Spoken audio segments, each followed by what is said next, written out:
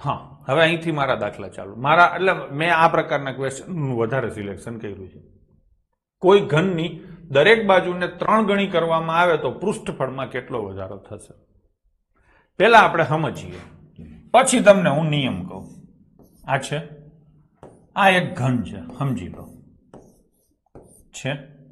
એની દરેક બાજુનું માપ 1 1 1 છે ને? તો પૃષ્ઠફળ એટલે શું? પૃષ્ઠફળ એટલે સપાટીનું ક્ષેત્રફળ. પૃષ્ઠ એટલે સપાટી. હા ને? સપાટીનું ક્ષેત્રફળ એટલે 6l² થાય. આ કેટલું થાય? 6. પાકું?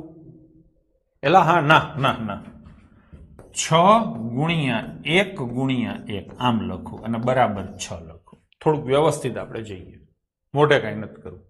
હવે હું એમ કહું છું કે આ ઘન છે એને હું ડબલ કરી દઉં. કેવો કરી દઉં? ડબલ. જોજો હો, પેલા સમજી લો પછી મોઢે કરશું. I2 કરું, I2 કરું, I2 કરું તો આ કેટલું થાય? 6 ગુણ્યા 2 ગુણ્યા 2 એટલે કેટલું થાય? 24. કેટલા ગણું થયું? 4 ગણું. આ ગણતરીમાં આ ગણતરીમાં આંકડાઓમાં શું ચેન્જ આવ્યો ભાર્ગવ? અહીંયા જ આવ્યો કે નહીં? એકડો હતો એની જગ્યાએ બગડો થયો. કેટલી વાર?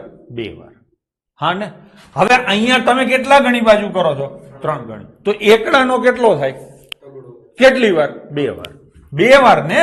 2 જ વાર છે. સૂત્રમાં આ l² એટલે 2 જ વાર થાય. તો તગડો 2 વાર લખવાનો. તો કેટલા ગણું થાય? 9 ગણું. તો જવાબ શું આવશે? ઓપ્શન બી, 9 ગણું થશે. ડન છે.